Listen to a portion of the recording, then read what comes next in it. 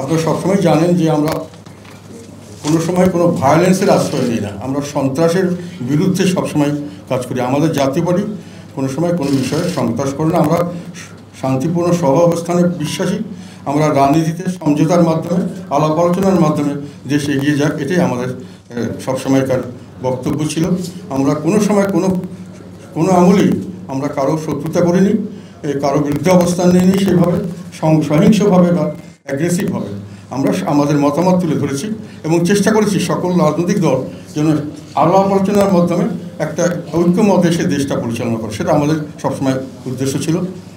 আমরা কোনো সময় টেন্ডারবাজি, চাঁদাবাজি, দখলবাজি, স্কুল কলেজ, হাট বাজার, ঘাট দখল এবং বিভিন্ন ধরনের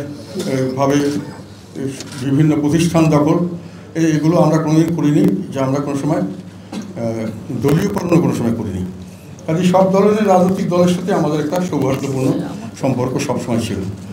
তো এখন প্রশ্নটা জেগেছে যে আমাদেরকে হঠাৎ করে বেশ কিছুদিন থেকে আমরা খেয়াল করছি যে একটি গোষ্ঠী আমাদেরকে অপবাদ দিয়ে একটা ব্র্যান্ডিং করার চেষ্টা করছে যে আমরা আওয়ামী লীগের দোষর, এবং সেই হিসাবে আমরা আওয়ামী লীগের সমস্ত অপকর্মের জন্য দায়ী আমরা, এবং আমাদেরকে তার জন্য শাস্তি ভোগ করা উচিত বা আমাদের রাজনীতি থেকে বঞ্চিত বের করে দেওয়া উচিত ইত্যাদি।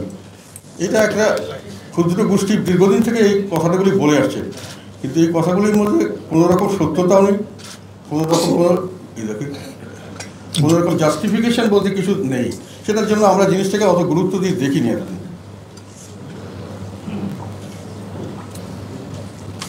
তবে ইদানিং দেখলাম যে এটার বিষয়ে খুব বড়সড়ভাবে আমাদের পিছনে ষড়যন্ত্র চলছে। সেই প্রেক্ষিতে আমাদের অপরাধগুলি কী এবং আমাদের বক্তব্য কী, এটাও আমি বারংবার বিভিন্ন সময় তুলে ধরেছি। তথাপি কথাগুলোকে ঘুরিয়ে ফিরিয়ে আবার বিভিন্নভাবে, এবং আমাদের কিছু বুদ্ধিজীবী শ্রেণীও দেখলাম এর মধ্যে জড়িত। তা আমি যতটুকু আমার মনে আছে সেগুলো নিয়ে আমি দু একটি কথা বলতে চাই। আমি একটু শারীরিকভাবে অসুস্থ, বেশ কিছুদিন থেকে জ্বরে টরে ভুগছিলাম। কালকেও আমি রাতে ঘুমাতে পারিনি, প্রায় 2টোর পরে ঘুমিয়েছি। তো কথার মধ্যে কোনো সময় যদি কোনো হয় আপনারা বলে দিলে আবার আমি ওগুলোকে ঠিক করে নেব। সেটা হলো, একটা কথা বলা হয় যে আমরা আওয়ামী লীগের দোষর আছে। ধরলাম দোষর কীভাবে? যেটা নবম সংসদ, যেটাকে বলা হয় 2008 সালের যে সংসদ, তখন আমরা আওয়ামী লীগ সহ 14 দলের সঙ্গে মহাজোট গঠন করেছিলাম। আমরা একসাথে হওয়াতে মহাজোট হয়েছিল। তার আগে পর্যন্ত 14 দল একটা আলাদা ছিল, আওয়ামী লীগ 14 দলকে নিয়ে রাজনীতি করেছে। আমরা ওখানে তাদের সঙ্গে যখন যুক্ত হয়েছি তখন একটা মহাজোট হয়েছে, এবং মহাজোটের এই নির্বাচনটি অত্যন্ত সুষ্ঠু আবার নিরপেক্ষ নির্বাচন হয়েছে, সব দলের অংশগ্রহণে হয়েছে, এবং সারা পৃথিবীময় এটার গ্রহণযোগ্যতা ছিল। কিছু যারা হেরে যায় তারা সবসময় কিছু কমপ্লেন করে, সেই কমপ্লেন অনেকেই করেছেন। আওয়ামী লীগের আমলে আওয়ামী লীগ করতেন, বিএনপির আমলে বিএনপি করেছেন, কিন্তু স্বাভাবিকভাবে জনগণের মধ্যে এবং দেশ বিদেশে এটা গ্রহণযোগ্য নির্বাচন ছিল। সেই নির্বাচনে নির্বাচিত হওয়ার পর আমি মহাজোট সরকারের মন্ত্রী ছিলাম, শেখ হাসিনা সরকারের আমি মন্ত্রী ছিলাম, ক্যাবিনেট মিনিস্টার ছিলাম, তার কাজের সাথে আমি ছিলাম। কিন্তু যেটা দোষারোপ করা হচ্ছে, আমরা কি বলি দোষর মানে ওনার সমস্ত অপকর্মের মধ্যে আমরা আছি। আমি ওনার কোনো অপকর্মের মধ্যে ছিলাম না। আমি তখন জাতীয় পার্টিকে সেই মহাজোটে রিপ্রেজেন্ট করেছি। সেখানে আপনারা হয়তো অনেকে জানেন যারা সাংবাদিক, যে একটা হজ ফ্লাইটের সময় আমি যখন সিভিল এভিয়েশন মিনিস্টার ছিলাম, উনি একটি সেকেন্ড হ্যান্ড মানে যেটাকে আইনগতভাবে যেটা গ্রহণযোগ্য নয় এরকম একটি জাহাজ দিয়ে আমাদের হজ ফ্লাইট করার জন্য উনি আমাকে নির্দেশ দিয়েছিলেন। আমি সেই নির্দেশ মানিনি, এবং আমি ভালো টেন্ডার করে ভালো নতুন প্লেন নিয়ে আসার ব্যবস্থা করেছিলাম। সেটাতে যখন খুব জোর জবরদস্তি করতে চাইলেন তখন আমি রেজিগনেশন দিয়ে চলে যেতে চেয়েছিলাম। কাজে ওনাদের যে কাজগুলিকে আমি জনবিরোধী বা দুর্নীতির পর্যায়ে পড়ে অথবা অনিয়মের পর্যায়ে পড়ে অথবা অনৈতিক সেইগুলো কাজ বা জনবিরোধী কাজ, এগুলোতে আমরা শেখ হাসিনার সঙ্গে আমরা একাত্ম ছিলাম না। কাজে দোষর হিসাবে ওনার সঙ্গে আমি মন্ত্রী থাকাতে উনি যা করেছে সব আমি সমর্থন করেছি সেটা নয়, এটা অন রেকর্ড। আমি রেজিগনেশন দিয়েছিলাম, এবং উনি সেই রেজিগনেশন গ্রহণ না করে একটা কমিটি করেছিলেন, এবং এই কমিটি করার পরে সেই কমিটির যখন রিকমেন্ডেশন দিয়েছে যে এটা কাদের সাহেব যেটা বলছে সেটাই ঠিক, তখন উনি এটাকে মেনে নিয়েছেন। তার ফলে আমাকে রেজিগনেশন দিতে হয়নি। আপনাদের মধ্যে অনেকে এটা জানেন না, সাংবাদিকদের অনেকেই জানেন, না জানলে জেনে নিতে পারেন, ইট ইজ অন রেকর্ড। পরবর্তীতে কিন্তু আমি ওনার মন্ত্রিসভায় থাকার পরও জাতীয় পার্টি হয়ে আমি বিভিন্ন সময় ওনার কাজকর্মের সমালোচনা করেছিলাম এবং প্রকাশ্যভাবে মিটিংয়ে সেটা নিয়ে ক্যাবিনেটে কথা হয়েছিল যে উনি একজন ক্যাবিনেট মন্ত্রী থাকা অবস্থায় আমাদের সরকারের একটা অংশ হয় সরকারের বিরুদ্ধে কথা বলে কেন। আমি বলছিলাম আমি ক্যাবিনেটে বলছি না, আমি সংসদে বলছি না, যেহেতু এগুলো প্রতিষ্ঠান, এখানে বললে আমার মন্ত্রিত্ব ছেড়ে দেওয়া উচিত থাকে, তবে যদি বলেন আমি ছেড়ে দেবো, সেটা বলেছিলাম। কিন্তু আমি আমার রাজনীতি ছাড়তে পারবো না। আমি তখনও শেখ হাসিনা সরকারের দুর্নীতির বিরুদ্ধে যেটা কথা বলে আমরা একটা জোট গঠন দুর্নীতি রোধ করা হবে, সেটা রোধ করা হচ্ছে না। আমি দলীয়করণের বিরুদ্ধে বলেছিলাম যে দলীয়করণ করে দেশকে ভাগ করে ফেলা হচ্ছে, এটা নির্বাচনী আন্ডারস্ট্যান্ডিং ছিল ইশতেহারের মধ্যে। এই আন্ডারস্ট্যান্ডিং আমি বললাম যে জুডিশিয়াল কিলিং, যেটা আমাদের কথা ছিল যেটা আমরা বন্ধ করে দেব, কিন্তু সেটা করা হচ্ছে না। এগুলো নিয়ে আমরা প্রতিবাদ করেছিলাম। তারপরে আসি নেক্সট ফেজের কথা। অনেকে বলে যে 15 বছরের অবৈধ শাসনকে আমরা নির্বাচন করে বৈধতা দিয়েছি। এখানে একটু কারেকশন করে দিই আপনাকে, 15 বছরের নয়, 10 বছরের যদি অবৈধ বলেন, অবৈধ মানে 2014 থেকে 2024, 2008 থেকে 2014 পর্যন্ত সম্পূর্ণ বৈধ একটি সরকার ছিল। আপনি খারাপ সরকার ভালো সরকার সেটা আপনি বিবেচনা করতেই পারেন, সেটা আমি পরে আবার বলছি। সেখানে সেই 10 বছরে বৈধতা আমরা দিয়েছি কি করে? 2014 নির্বাচনে অংশগ্রহণ করে, 2018 নির্বাচনে অংশগ্রহণ করে এবং 2024 নির্বাচনে অংশগ্রহণ। এই কথাটা আমি বারংবার বলেছি, তারপর আবার বলছি, যেহেতু কথাগুলোকে বারংবার তারা আবার এটা রিপিট করছে। তথ্য এবং ইতিহাস এটাকে বিকৃত করার চেষ্টা করা হচ্ছে। 2014 নির্বাচন কিভাবে হয়েছে যারা তৎকালীন সময় সাংবাদিক সবাই জানেন। সেখানে এসে আমরা নির্বাচনে যাওয়ার কথা ছিল সব দল যদি আসে সেই কন্ডিশনে, কিন্তু নির্বাচনে যখন বিএনপিরা আসেনি, বিএনপি জোট আসেনি, তখন আমাদের নেতা আল্লাহ হোসেন মাহমুদ এরশাদ বলেছিলেন যে আমাদেরকে সময় আরও 7 দিন বাড়িয়ে ওনাদেরকে আনার ব্যবস্থা করেন, না হলে আমরা নির্বাচনে যাব না। ওনারা সময় বাড়াননি, নির্বাচনে তাদের আনার ব্যবস্থা করেননি, আমরা নির্বাচনে যাব না সিদ্ধান্ত নিয়েছি এবং সেই সিদ্ধান্ত মোতাবেক সবাই উইথড্রল লেটার আমরা পাঠিয়ে দিয়েছি এবং এরশাদ সাহেবও পাঠিয়ে দিয়েছেন। তখন এক পর্যায়ে গিয়ে এরশাদ সাহেবকে সিএমএইচে নেওয়া হলো, আমি গেলাম, সেখানে উনি বললেন আমি অসুস্থ না, আমাকে জোর করা হচ্ছে, বাধ্য করা হচ্ছে নির্বাচনে যাওয়ার জন্য, তুমি নির্বাচন বয়কট করার ব্যবস্থা করো। তখন আমি নির্বাচন বয়কটের জন্য ডাক দিয়েছি এবং সংবাদ সম্মেলন করেছি বিভিন্ন জায়গায়। আমার নির্বাচনে উইথড্রল লেটার যেটা, সেটাকে গ্রহণ করা হয়নি, আমার ভাইয়েরটা গ্রহণ করা হয়নি, আর কিছু লোকেরটা গ্রহণ করা হয়নি। আমারটা আমি এখান থেকে ডিক্লেয়ার দিয়ে বলেছি আমি নির্বাচনে নেই, কাজে আমার নির্বাচন বৈধ ওখানে আছে কি না আমি জানি না। আমি আমার ভোটারদের বলছি আমি নির্বাচন কন্টেস্ট করছি না। এবং আমার সঙ্গে 270 জনের মতো কাছাকাছি তারা একসাথে আমার সঙ্গে আমরা নির্বাচন বর্জন করছি। তাহলে 10% লোক, 30 জনের মতো লোক এরশাদ সাহেব সহ নির্বাচনে অংশগ্রহণ করতে বাধ্য হয়েছিলেন এবং সেই নির্বাচন থেকে সেই সময় থেকে সেই মার্কা দেওয়া হচ্ছে যে জাতীয় পার্টি নির্বাচনে অংশগ্রহণ করেছে, কাজেই বৈধতা দিয়েছে। আমি বলি জাতীয় পার্টি নির্বাচনে অংশগ্রহণ করেছে বলা যায়, নির্বাচনে অংশগ্রহণ করা পরে নেই সেটাও বলা যায়। যেহেতু এই 200 জন বা শতকরা 90 জন লোক সেখানে আমরা উইথড্রল করেছি এবং আমি মন্ত্রী হিসেবে তার নেতৃত্ব দিয়েছি এবং এই সরকার যেটা তখন গঠিত হয়েছিল যে 10%কে দিয়ে যে পার্লামেন্টারি যে আমাদের গ্রুপ যেটা গঠিত হয়েছিল পার্লামেন্টে, এইটার সকল কর্মকাণ্ডের সবচেয়ে বেশি সমালোচনা জাতীয় পার্টি থেকে আমরাই করেছিলাম। আমরাই এর বিপক্ষে অবস্থান নিয়েছিলাম, অন্য সকলে অবস্থান নেওয়ার আগে আমরাই বলেছিলাম এক লোক মন্ত্রীর থেকে আবার সেখানে সে হতে পারে না, সে বিরোধী দল হতে পারে না, এগুলো রিডিকুলাস। এবং এটা নিয়ে আমি আর্টিকেল লিখেছি, আমার বহুত লেখাপড়া এবং আমাদের লোক ছেলেরা আমার সঙ্গে আমার জাতীয় পার্টির সঙ্গে ছিল। কাজে জাতীয় পার্টি সেই অর্থে একেবারে সম্পূর্ণভাবে বৈধতা দিয়েছে বলা যায় না। তারপরে কথা বললাম, যদি ধরেই নেন যে জাতীয় পার্টি যেহেতু গেছে, মার্কে গেছে, ইলেকশনে গেছে, অফিসিয়ালি দিয়েছে, তাহলে বৈধতা শুধু ন্যাশনাল ইলেকশনে গেলে দেওয়া হয়? আপনার ওই নির্বাচনী কমিশনের আন্ডারে ওই প্রধানমন্ত্রী আমলে, ওই সরকারের আমলে বিএনপি এবং অন্যান্য দলগুলি প্রায় সব স্থানীয় সরকার নির্বাচনে অংশগ্রহণ করেছে, তাহলে তারা বৈধতা দেয়নি? না, আমি কথাগুলো বলছি যে এই কথাগুলোকে আমাকে বলতে হচ্ছে। তারা অংশগ্রহণ করেছে, 3 ধাপ পর্যন্ত তারা উপজেলার পর্যন্ত করেছে, তাহলে তারা তো সেই সরকারকে মেনে নিয়ে করেছে, সেই সিস্টেমকে মেনে নিয়েছে, তাদেরকে বৈধতা দিই। সবচেয়ে বড় কথা 2018 দেশে সব দল, বাংলাদেশের সব দল নির্বাচনে অংশগ্রহণ করেছে, তাহলে সেই শেখ হাসিনার সরকারের আমলে নির্বাচন পদ্ধতির আমলে সব দল বৈধতা দেয় নাই। 2000 কতটা কথা বলুন, একটা কথা বলুন। সেই সংসদে তারা থেকেছে 4 বছর, সেই সংসদে থেকেছেন।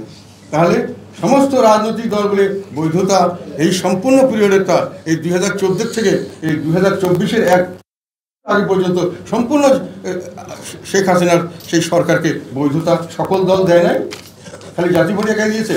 আচ্ছা, বৈধতার প্রশ্ন যদি বলেন, আরেকটা কথা আপনাদেরকে বলি, এগুলো কি কিন্তু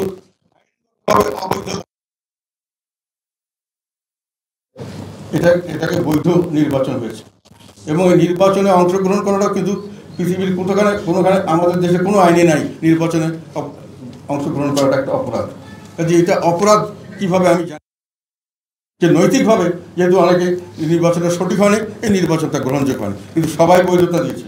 এখন 2024-এর কথা আমি শেখ হাসিনা সরকারের আমলে বলেছি, সাংবাদিকদের সামনে ওপেনই বলেছি যে আমাদেরকে প্রথমে ব্ল্যাকমেইল করে নির্বাচন প্রসেসে আনা হয়েছে। আমাদের একটি অংশকে 2014-এর পর থেকে যে ভাগ করা হয়েছে, জাতীয় পার্টিকে আরও একটা টিম করে সরকারি মদতে সব রকম সুযোগ সুবিধা দিয়ে বেআইনিভাবে তাদেরকে সব রকম করে তারা জাতীয় পার্টিকে নাম ব্যবহার করে সরকারের পক্ষে কাজ করার জন্য, সেই জন্যই জাতীয় পার্টি সরকারের বি টিম হিসেবে পরিচিত হয়েছে। এই সব লোকের কারণে হয়েছে, কিন্তু জাতীয় পার্টির 90-95 ভাগ লোক এর সঙ্গে ছিল না। এটা হলো বাস্তবতা, আমাদেরকে বাধ্য করা হয়েছিল, এটা হলো বাস্তবতা। আর আজকে যারা বড় বড় কথা বলেন তারা অনেকে দেশের থেকে চলে গেছেন, অনেকে পলিটিক্স করতে পারেন নাই, অনেকে সমঝোতা করেছিলেন সরকারের সঙ্গে ফাইট করে। সেই সময় সরকারের সঙ্গে ফাইট করে টিকে থাকা এবং বেঁচে থাকা কত কঠিন, এটা আমার মনে হয় আপনাদের এখনও স্মরণ আছে, ভুলে যাওয়ার কথা নয়। তো 2024-এ যে নির্বাচন, প্রথমে আমাদের নির্বাচন নিয়ে যাওয়া হলো, পরবর্তীকালে আমাদেরকে নির্বাচন থেকে বর্জন করার জন্য যখন আমরা প্রস্তুতি নিলাম, তখন গায়ের জোরে আমাদেরকে নির্বাচন থেকে বর্জন করতে দেওয়া হয় নাই। এটা হলো বাস্তবতা। তো এগুলো সবাই জানেন এবং তার পরবর্তীকালে এটা নিয়ে আমি 100 বার এই কথাগুলো বলেছি। এখন প্রশ্ন আসে যে তাহলে এখানে আমাদের যে এই যে কথাগুলো বলা হচ্ছে, আমি প্রথমে জিনিসটাকে অত খেয়াল করে দেখিনি, কিন্তু পরে দেখলাম যে এটা তো একটা আমাদেরকে ধ্বংস করার যে ষড়যন্ত্র 1990 সাল থেকে শুরু হয়েছে বিভিন্ন কারণে, সেই ষড়যন্ত্রের একটা অংশ অন্তর্বর্তী সরকার আসার পরে এটা হয়তো শেষ হয়ে যাবে, কিন্তু এখনও আমরা দেখছি এটা তো শেষ হচ্ছে না। এই ষড়যন্ত্র তো এখনও চালু আছে। তখন আমি বিভিন্ন মিডিয়াতে এবং বিভিন্ন বিদেশি সংস্থার কাছে একটা কথা বলেছিলাম, দেখেন আমি রাজনীতি করি, আমার একটা দল আছে, আমার দল যার সঙ্গে ইচ্ছা তার সঙ্গে আমরা অ্যালায়েন্স করবো, আমার দল যখন ইচ্ছা আমি নির্বাচন করবো, যখন ইচ্ছা আমি নির্বাচন করবো না, তা আমার দলের সিদ্ধান্ত।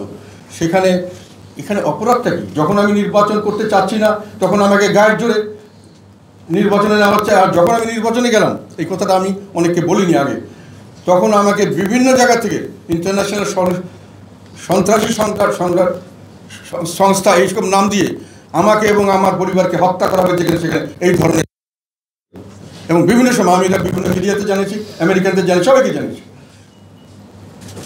আমাদের দেশে আমরা কি রাজনীতি শুরু করেছি যে আমি রাজনীতি করবো আমার দল নিয়ে, আমার দল বিবেচনা করবে আমি কার সঙ্গে যাবো, আমার দল বিবেচনা করবে আমি কার সঙ্গে যাবো না, আমার দল বিবেচনা করবে নির্বাচনে যাবো, আমার দল বিবেচনা করবে আমি নির্বাচনে যাবো না। সেখানে জোর করা হচ্ছে, এবং জোর করা হচ্ছে দুই দিক থেকে। খালি শেখ হাসিনা জোর করেছে তা তো নয়, অপোজিট থেকেও আমার উপর জোর করা হচ্ছে, এবং তার রেস পর্যন্ত এখন পর্যন্ত চলছে যে আমাকে হত্যা করা হবে, আমার ফ্যামিলিকে হত্যা করা হবে। আমরা কী অপরাধ করলাম? সেই ষড়যন্ত্র, সেই জন্য বলছি। এখন কথা আসেন যে আপনারা সবসময় আওয়ামী লীগের সঙ্গে থাকেন কেন, এটা একটা আমাদের কাছে কথা আসতে পারে। আমি এটা বলতে চাই যে আমরা 2008-এ যে আওয়ামী লীগের সঙ্গে মহাজোট গঠন করেছিলাম, আপনারা যেটা বলেন যে 10 বছর অবৈধ, এটা অবৈধ, লিগালি অবৈধ না, ধরে নিলাম নৈতিক, তার আগে 5 বছর ছিল সম্পূর্ণ বৈধ শাসন। সেখানে আমরা আওয়ামী লীগের সঙ্গে ছিলাম, মানে আওয়ামী লীগের দোসর ছিলাম না। আমরা আমাদের রাজনীতি করেছি, আওয়ামী লীগের যেখানে বিচ্যুতি আছে সেগুলো আমরা একমত হইনি। আমি রিজাইন দিয়ে পর্যন্ত চলে আসতে চেয়েছিলাম।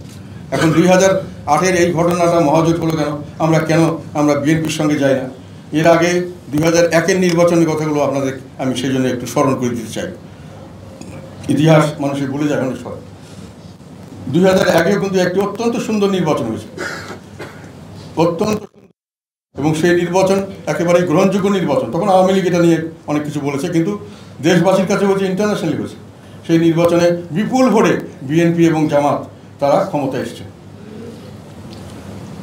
বিপুল ভোটে এসছে। তার আগে আমাদের সঙ্গে 4 দলীয় জোটের একটা ঐক্য হয়েছিল, আমরা 4 দলীয় জোটের থেকে করতে চেয়েছিলাম। জনগণের প্রত্যাশা ছিল যে আওয়ামী লীগের শাসনটা দুঃশাসন, আমরা এর থেকে মুক্তি চাই।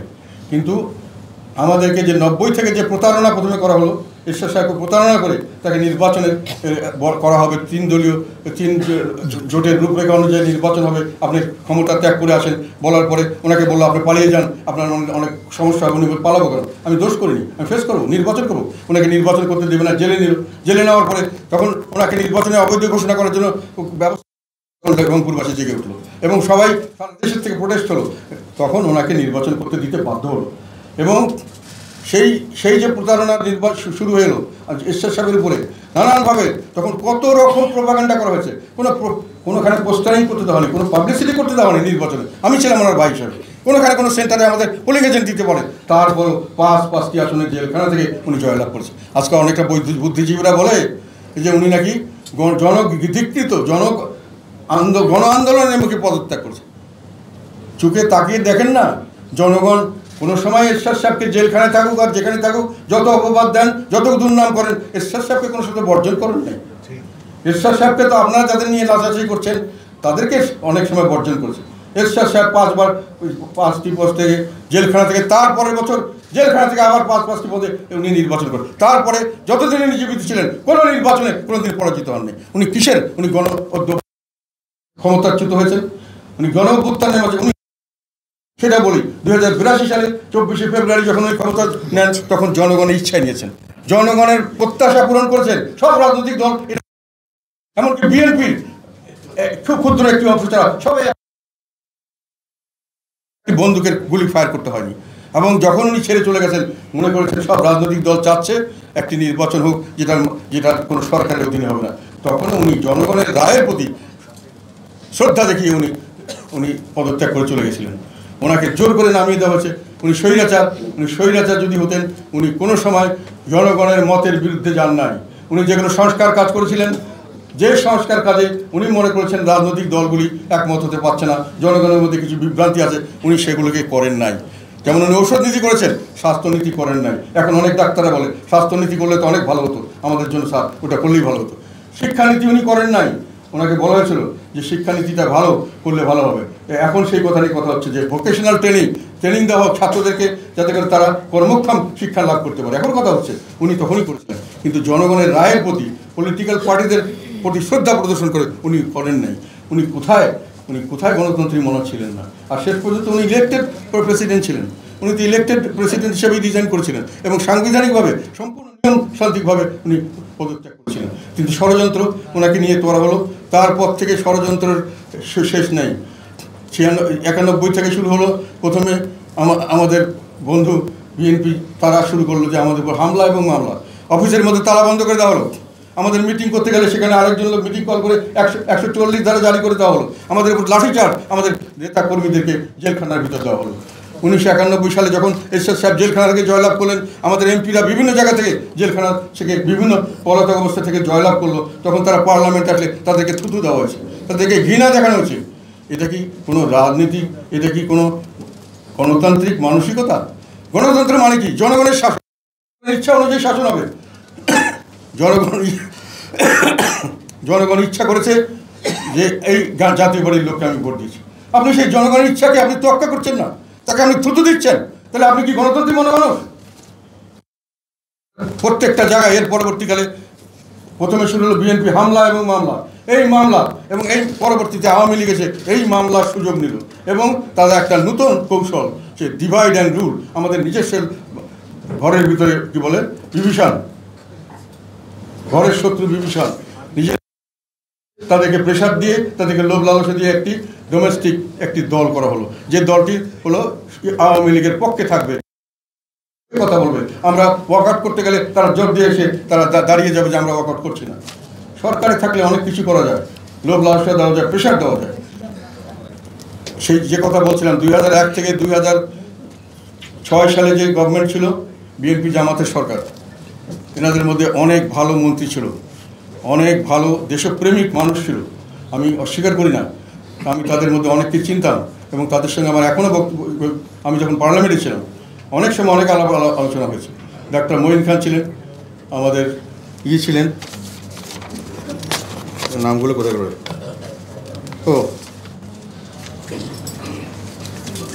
আমাদের মির্জা ফখরুল ছিল, তারপরে আমাদের আলতাফ সাহেব ছিলেন, মির্জা আব্বাস ছিলেন, আর জামাত থেকে মতিউর রহমান নিজামী ছিলেন, আলী হাসান, আমার সঙ্গে যথেষ্ট কাজ, সালাউদ্দিন ছিলেন প্রতিমন্ত্রী, অনেক কথা হতো, অনেক কিছু হতো। ওনারা খুব ভালো দেশপ্রেমী, ওনাদেরকে আমি শ্রদ্ধা করি, অনেক ত্যাগ স্বীকার করেন, ওনার দেশের জন্য এখনও ত্যাগ স্বীকার করছেন। কিন্তু সেই সময় বিএনপি জামাতের পারফরমেন্সের জনগণ খুশি ছিল না। পরপর 4 বার ওনারা ট্রান্সপারেন্সি ইন্টারন্যাশনাল ইন্ডেক্সে পরপর 4 বার ওনারা দুর্নীতিতে চ্যাম্পিয়ন হয়েছিলেন। ওনারা একটা ভবন গঠন করেছিলেন, প্যারালাল অ্যাডমিনিস্ট্রেশন, এবং সেখান থেকে দলীয়করণ করা হতো, ব্যাপকভাবে প্রচলিত ছিল। এবং সবচেয়ে বড় কথা, র্যাব ওনারা গঠন করেছিলেন, এবং র্যাব গঠন করার পরে বিচার বহির্ভূত হত্যাকাণ্ড ওনাদের সময় শুরু হয়েছিল। ওনাদের নিজেদের লোকেরা এই সমস্ত সমালোচনা করেছেন আমার কাছে, বিভিন্ন সময় ওনারা দুঃখ পেয়েছেন, কিন্তু ওটা ঘটনাটা ঘটেছে, এইটা হলো বাস্তবতা। এবং সবচেয়ে বড় কথা, যেহেতু ওদের 2/3 মেজরিটি ছিল, ওনারা অনেক কিছু করতে পেরেছেন। আর একটা কাজ করেছিলেন ওনারা প্রেসিডেন্ট ডক্টর বদরুদ্দোজা সাহেবকে কি বলে পদত্যাগে বাধ্য করেছিলেন। 2/3 মেজরিটি পেয়ে জনগণের ম্যান্ডেটে সম্পূর্ণ একটি অবাধ, সুষ্ঠু, নিরপেক্ষ নির্বাচনের মাধ্যমে করার পরেও এই কাজগুলি ওনারা করেছিলেন, যেগুলো আমি মনে করি জনগণের পক্ষের কাজ নয়। এবং সবচেয়ে বড় কথা, যেহেতু ওনারা সংবিধান সংশোধন করার 2/3 মেজরিটি ছিল, ওনারা সংবিধান সংশোধন করে তৎকালীন সময় তত্ত্বাবধায়ক সরকার ব্যবস্থার যে প্রধান হবে যাকে ওনাদের নিজেদের লোককে করার জন্য ওনারা একটা জাস্টিসদের বয়স 2 বছর বাড়িয়ে দিয়েছিলেন। আমি তখন এটা নিয়ে প্রতিবাদ করেছিলাম। আমি বলেছিলাম এটা করলে দেশে একটা গন্ডগোল সৃষ্টি হবে, বিএনপির খুব খারাপ পজিশন হতে পারে, ভবিষ্যৎ খারাপ হতে পারে, কারণ এটা জনগণ মেনে নিচ্ছেন। জনগণ মনে করছে আপনারা পাওয়ার অপব্যবহার করে আপনার সংবিধানে হাত দিচ্ছেন, পরবর্তীকালে নির্বাচিত হবেন, কারচুপির নির্বাচনে সেই ব্যবস্থা করছেন। ওনারা কিন্তু এটা স্টপ হননি। সেই নির্বাচনের ডেট ছিল 2007 সালের 22শে জানুয়ারি। 22শে জানুয়ারি সেই নির্বাচনের ডেট ছিল। সেই নির্বাচনের শেষ পর্যন্ত যাওয়ার আগেই অনেক কেস ডিক্লেয়ার করা হয়েছিল। যেহেতু প্রথমে এই নির্বাচনটা এর এগেন্স্টে যে আন্দোলন হলো, তখন প্রথমে এরশাদ সাহেবের নির্বাচনে না যাওয়ার ব্যাপারে তারা একটা বাধা নিষেধ সৃষ্টি করেছিল। বিএনপি সবসময় এরশাদ সাহেবকে বাধা দেওয়া, জাতীয় পার্টিকে ধ্বংস করা, হামলা করে বিভিন্ন ষড়যন্ত্র করেছিল। আমরা তখন নির্বাচন বয়কট করেছি। আমাদের সঙ্গে তখন পরবর্তীকালে আওয়ামী লীগ নির্বাচন বর্জন করেছে। সেই একতরফা নির্বাচন কিন্তু বিএনপি বন্ধ করে নাই। সেই একতরফা নির্বাচন 22শে জানুয়ারি নির্বাচনে অনেকেই এককভাবে নির্বাচিত ঘোষিত হয়েছিলেন, এককভাবে নির্বাচিত বলে ডিক্লেয়ার্ড হয়েছিলেন। কিন্তু 11ই জানুয়ারিতে এসে সেনা সমর্থিত সরকার এসে এটাকে বাতিল করা হয়েছে। কাজেই আমাদের তো পরবর্তীকালে 2008 সালে যখন জোট গঠন হলো, বিএনপির সঙ্গে তো যাওয়ার আমাদের কোনো আর স্কোপ থাকে না, থাকে। এই প্রোপাগান্ডাটা চলছে। এবং এটা সবচেয়ে বড় কথা, যে সমস্ত এই যে বৈষম্য বিরোধী আন্দোলনে আমরা সক্রিয়ভাবে অংশগ্রহণ করেছি, প্রত্যেক দিন শত জীবনের ঝুঁকি নিয়ে আমরা এই বাচ্চা ছেলেদের নিরাপত্তার জন্য আমরা নামাজ পড়েছি, আমরা দোয়া করেছি, তারা ভালো থাকুক। তারা বিপদে বললে আমরা পাগল হয়ে গেছি কীভাবে তাদের শেখানো যায়। তাদের এই আন্দোলনটা সফল করার জন্য সর্বাত্মকভাবে আমরা চেষ্টা করেছি। প্রতিদিন আমরা স্টেটমেন্ট দিয়েছি, যেই একটা স্টেটমেন্টের জন্য আমার জীবনের যোগ্য হতে পারত। আমি সেখানে বলেছিলাম যে বলা হচ্ছে যে এই জঙ্গি নাটক সাজানো হচ্ছে, এই সমস্ত করে এইসব অনেক কথা বলা হয়েছিল। আপনারা তৎকালীন সময় আমি আগের প্রেস কনফারেন্স ডিটেল দিয়েছি আমার বক্তব্যগুলি, প্রত্যেকটা প্রেসে টেলিভিশনে কভার করা হয়েছে। এখন প্রশ্ন হলো, এই সব কিছু করার পরেও যখন আমাদের প্রধান পৃষ্ঠপোষক, যাকে আমরা আমাদের জাতির অভিভাবক মনে করছি, আমাদের ব্যক্তিগতভাবে আমার অভিভাবক আমি মনে করি, আমার শুভাকাঙ্ক্ষী, অত্যন্ত একজন শ্রদ্ধেয় ব্যক্তি, তার অফিস থেকে যখন আমাদেরকে এই ধরনের অপবাদ দেওয়া হলো এবং উনি তা প্রতিবাদ করলেন না, এবং সেই সময় তার সঙ্গে আর কিছু মানুষ যখন এটা নিয়ে কথা বলল, একই কথা যে আমরা দোষর এবং আমরা অপরাধী, তখন আমরা মর্মাহত হলাম। আমরা মর্মাহত হয়েছি যে আমাদের সেই ষড়যন্ত্র, যেটা আমরা মনে করেছিলাম বিএনপির হামলা মামলা এবং আওয়ামী লীগের ষড়যন্ত্র এবং পার্টিকে ভাগ করে নিয়ন্ত্রণ করা, আমাদের পার্টিকে তো অস্তিত্ব ভুলে ঘাত হতে, এবং সরকারি উচ্চতম মহল থেকে এটার বিরুদ্ধে কোনো কথা বলা হচ্ছে না, প্রশ্রয় দেওয়া হচ্ছে। এখন যখন রংপুরে আমি গেছি, আমি স্বাভাবিক তাদের আমার এখন নির্বাচন এলাকা, আমার আত্মীয় স্বজন বন্ধু বান্ধব, এমনি আমি গেছি সবার সমাবেশ, সবাইকে ঘটনা জানানোর জন্য তারা জানতে চায়। সেখানে আমাদের যে ছাত্ররা জেল খেটেছে, যারা মারা গেছে তাদের পরিবারবর্গ, যারা পালিয়েছিল তাদের মানুষজন, তারা স্বতঃস্ফূর্তভাবে তাদেরকে অবাঞ্ছিত ঘোষণা করছে। এবং সেটাতে স্বাভাবিকভাবে প্রশ্ন আসে যে এটা একটা মানুষের আবেগের বহিঃপ্রকাশ, যে তোমাদের জন্য আমরা জীবন দিতে গেলাম। আমাদের মেয়র যে কথাগুলো বলেছে আপনারা অনেকে জানেন না, মেয়রকে অ্যারেস্ট করা হবে বলে একেবারে পুরোপুরি একটা ডিসিশন হয়ে গেছিলো বলে আমরা শুনেছি। আমরা এটার বিরুদ্ধে অবস্থান নিয়েছিলাম, সরকারকে বলেছিলাম এটা করলে আমরা কঠোর আন্দোলনে যাব। আমাদের শক্তি আপনারা যাই বলেন না বলেন, সারা দেশব্যাপী আমাদের লোক আছে, আমরা এই সরকারের বিরুদ্ধে যতটুকু আছি, আমাদের জীবন শেষ হয়ে গেল আমরা এই ধরনের অন্যায় অপবাদ মেনে নিব না। এবং আমরা যদি আমাদের মেয়র অন্যায়ভাবে যে আমাদের কিছু করা হয় মেয়রকে, তাহলে আমরা বড় ধরনের কিছু করার চেষ্টা করবো। হয়তো আপনারা আমাদের শেষ করে দেবেন, শেষ পর্যন্ত তাকে অ্যারেস্ট করা হয়নি। কাজে মেয়রের তো একটা খুব থাকা স্বাভাবিক, এই ছেলেগুলোর জন্য আমরা জীবন দিতে গেছি, এই ছেলেগুলোর জন্য আমি অ্যারেস্ট হতে অনেক কিছু হতে পারতাম, সেখানে তারা আমাদেরকে এই ধরনের অপবাদ দিচ্ছে, তাদের মধ্যে সেন্টিমেন্টে লেগেছে। তো এখন যেটা প্রশ্ন এসছে যে এখনও আমরা দেখতে পাচ্ছি, আমরা বুঝতে পারছি যে একটা জিনিস, যে আমি আগে যেটা বলছিলাম এখনও বলছি, জাতীয় পার্টি একটি জাতীয় পর্যায়ের রাজনৈতিক দল। বাংলাদেশের যে কোনো জায়গায় আমাদের মানুষ আছে, সংগঠন তো শক্তিশালীভাবে নেই, দীর্ঘদিন থেকে আমাদের উপর আঘাত আনা হচ্ছে, বারে বারে আঘাত এনে আমাদেরকে কবরস্থ করা হয়, আবার আমরা কবর থেকে বেশি উঠি। এটি অনেকের চক্ষু শুরু হয়ে গেছে, কেন আমরা তাদের জন্য একটা বড় থ্রেট, কেননা আমাদের কাছে সকলে আশ্রয় পায়। আমরা সুশাসন দিয়েছিলাম আমাদের সরকারের আমলে, আমাদের সরকারের আমলে সংস্কার হয়েছে, আমাদের সরকারের আমলে উন্নয়ন হয়েছে। মানুষ এখনই মনে করে এরশাদ সাহেবকে, এত কিছুর পরেও এরশাদ সাহেবকে রাজনীতি থেকে, এরশাদ সাহেবকে স্বৈরাচার বলা হয়, উনি বডিগার্ড নিয়ে চলতেন না, উনি জীবনের শেষ দিন পর্যন্ত খোলামেলাভাবে সকলের সঙ্গে মিশতেন, মানুষের কাছে কোনো মানুষের কাছ থেকে কটু কথা কোনোদিন বলেনি। একটা স্বৈরাচার তো মানুষকে অনেক ক্ষতি করে, অনেক একটা গালাগালিও কোনোদিন দেয়নি, উনি স্বাভাবিকভাবে যেতেন। এবং জীবনের শেষ মুহূর্ত পর্যন্ত উনি যখন অসুস্থ, লক্ষ লক্ষ মানুষ ওনার জন্য চোখের পানি ফেলেছে, ওনার শুভকামনা করছে। মারা যাওয়ার পরে আমার মনে হয় বাংলাদেশের ইতিহাসে সবচেয়ে বড় জানাজা, 4টা জানাজা হচ্ছে, সারা দেশময় এটা ছড়িয়ে পড়ছে। উনি সেই সম্মানের সঙ্গে গেছেন। এই জিনিসটিকে অনেক মানুষ সহ্য করতে পারে না, তারা মনে করে এইটাকে ধ্বংস করলে না পারলে আমাদের বড় সমস্যা, এই বীজ বারে বারে মেরে ফেলি, আবার বারে বারে উঠে যায়। আমরা মনে করেছিলাম এবার শেষ হয়ে গেছে, আবার উঠে দাঁড়ালো। সেখানে আমাদের প্রশ্ন এখানেই,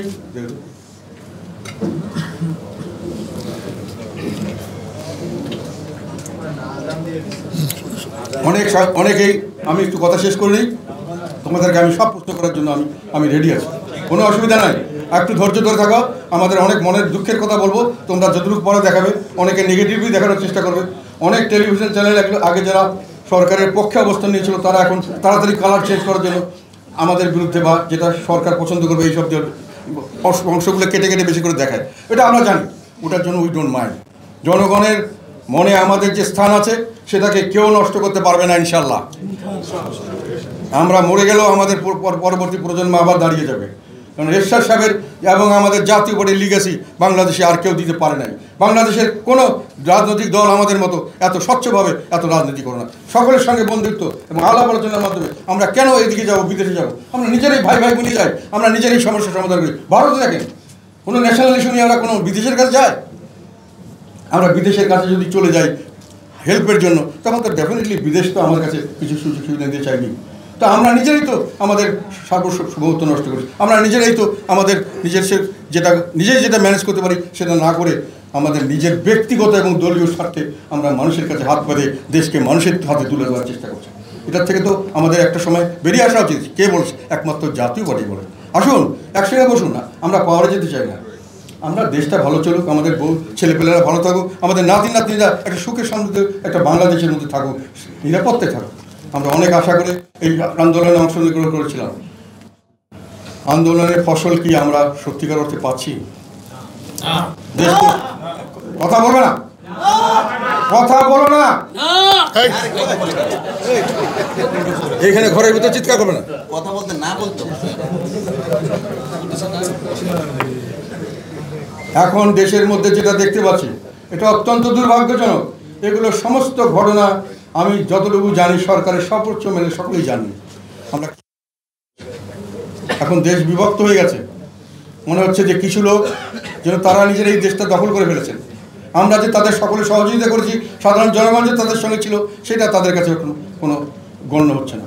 তারা দেশকে একটা ভাগ করছেন, একটা কী ধরনের একটা পবিত্র, একটা অপবিত্র। তারা পবিত্র গ্রুপের মধ্যে আছে, আর আমরা সবাই অপবিত্র গ্রুপের মধ্যে আছি। এবং তার মধ্যে আবার কে দোষী কে নির্দোষ এটা ওনারাই ঠিক করে দেবেন, কোনো বিচার বিশ্লেষণ লাগবে না। ওনারাই ঠিক করবেন কে দোষী কে নির্দোষ। এটার কোনো ফ্যাক্টস অ্যান্ড ফিগার্স হিস্ট্রি কোনো কিছু দরকার নেই, কোনো লজিকও দরকার নেই। আমি বলছি তুমি দোষী, তুমি দোষী। এবং এইভাবে দেশকে বিভক্ত করেছিলেন আমাদের পূর্ববর্তী শেখ হাসিনা। উনি দেশকে বিভক্ত করেছিলেন এবং দেশকে আওয়ামী লীগ এবং তাদের সমগোত্র এবং বাকি লোককে আলাদা করেছিলেন, এবং বাকি লোকের উপর যে কোনো ধরনের অত্যাচার ওনার চাপিয়ে দিয়েছিলেন। আমরা কি তার রিপিটেশন দেখতে পাচ্ছি? আমি জানি না, মানে এটা বিভিন্ন যে ওনার সময় আমি একটা বারংবার বলেছিলাম, ওনারা শাসক গোষ্ঠী একটা বিচারের ঊর্ধ্বে অবস্থান নিয়েছেন। ওনাদের কোনো বিচার আচার হবে না, ওনারা ঠিক করবেন কে বিচারের আওতা হবে, এবং ওনারা এটা ঠিক করছেন রেগুলার।